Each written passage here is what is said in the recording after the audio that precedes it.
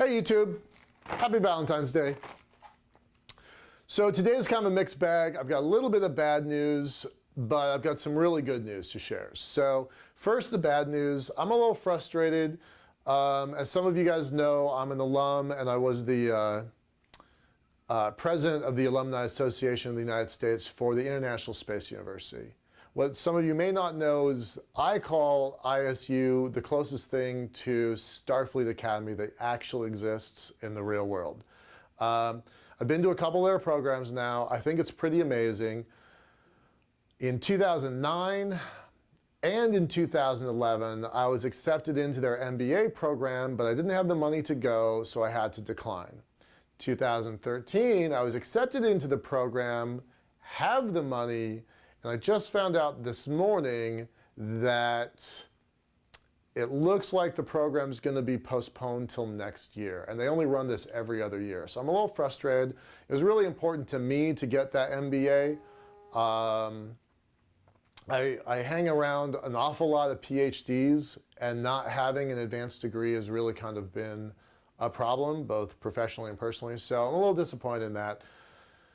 I'll get it next year. Still, I really wanted to use my elevator project as part of my MBA thesis. So I was going to tie that stuff together. But all right, so that wasn't so great. But the good stuff is that David and I spent an awful lot of time yesterday and today working on a spreadsheet. I'm going to show that to you, talking about what our experimental plan looks like. I know this is a long time coming. We've had to do a lot of number crunching to get to this point. This is still preliminary, but it's getting really close. So we're going to switch over to the spreadsheet now, and I'm going to walk you through it. See ya. Hey guys, so this is my 5th take on this video, so cross your fingers I get it right this time. All right, so the point of this spreadsheet is to showcase what we're doing, how we're doing it, and why this matters to you. So first we're going to talk about altitude in feet, kilometers, and miles. We're aiming for 3 primary experiments. This is going to take place in the spring. I'm aiming for March. We're aiming for 2 kilometers. Then we're going to go to 2 miles. That's a pretty big distance there. And then we're ultimately going to try for 23,000 feet. So what's the significance of these experiments? One, the very minimum that we promised you Kickstarter folks was that we would go for 2 kilometers. And I said on the campaign that we had actually achieved 1 mile 6 years ago. So that distance is not super far. We should be able to do that. I'm not very concerned about that. It's important that we get it right, but I think it's very manageable. The next thing is that we want to go to 2 miles. Double the distance that we did during the LiftPort 1.0 days. Pretty significant altitude. And then finally jump all the way to 23,000 feet. Now, what's the point of 23,000 feet? Well, truthfully, honestly, candidly, there's no science behind that number. That's simply the largest thing in North America.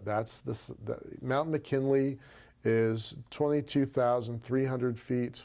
We figured 7 kilometers was a good, safe target to aim for. Well, not safe, a good, important target to aim for, and so that's what we're going for.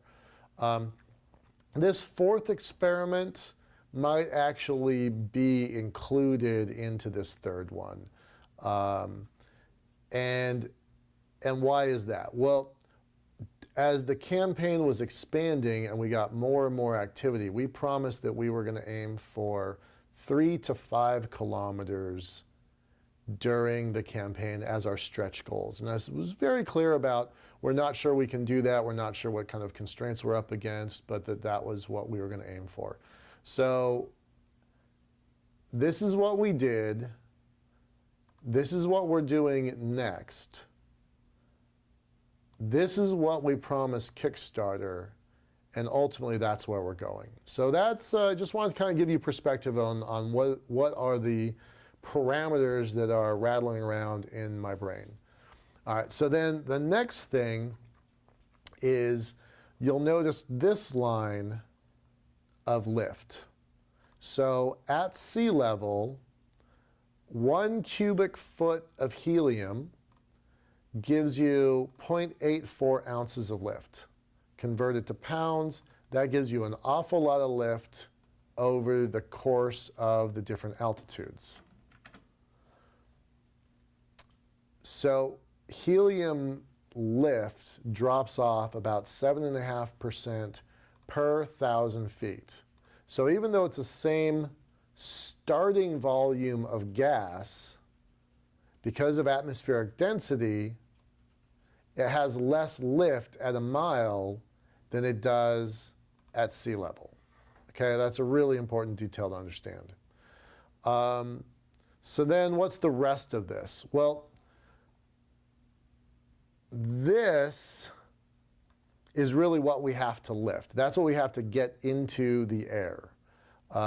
We've got assets like communications and batteries. We've got a truss that holds the balloons kind of in place.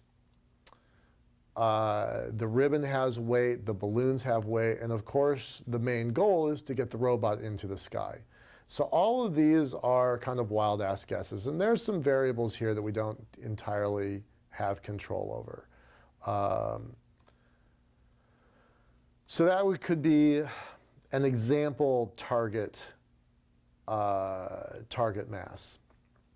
So if we have 50 cans of helium, and each can is a 244 cubic foot can, we have a lot of helium, right?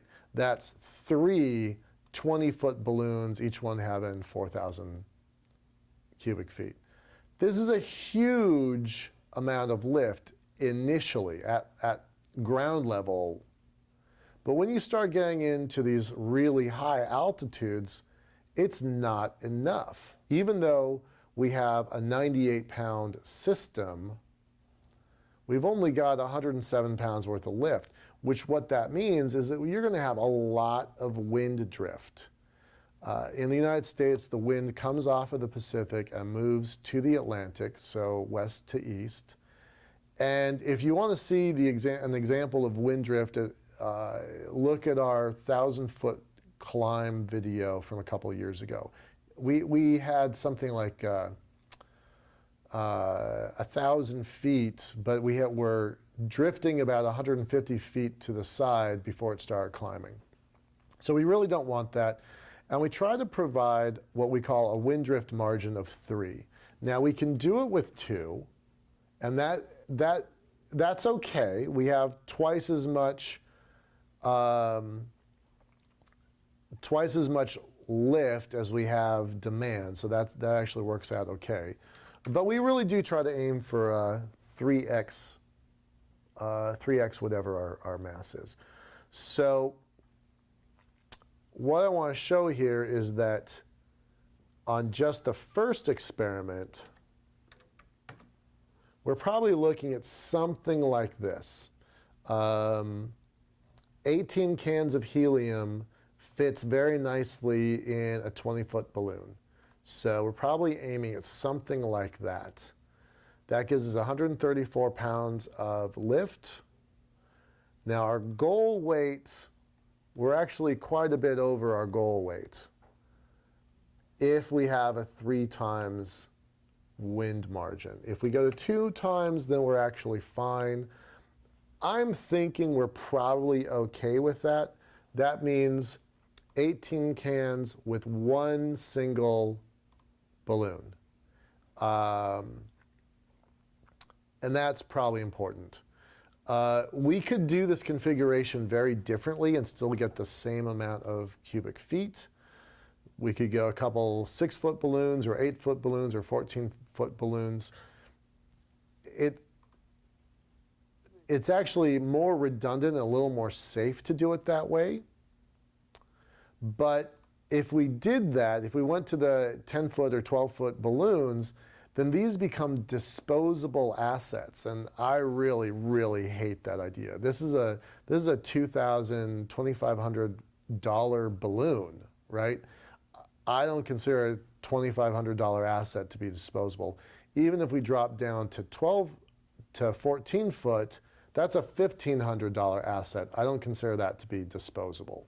So this is a little less safe for this experiment, but it really works out well when we start doing this and this experiment, because then these numbers push into the 40 range or the 60 range, and that starts giving us what we need for our overall system. And so that becomes, so that this allows us to reuse this primary asset to achieve the end goal. So I think that's what we're going to aim to do. Notice here, though, at these early, near sea level ranges, this string that we're using right now baselines at 800 pounds, so there's not a lot of margin there.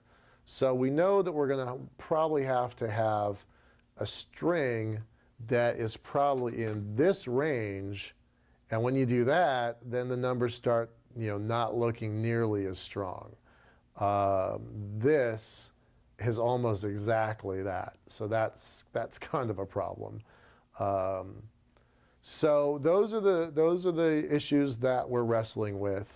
I think we've got a pretty good handle on this. If we can keep this number down, then we're probably okay. All right. Thanks very much. Take care. Bye-bye.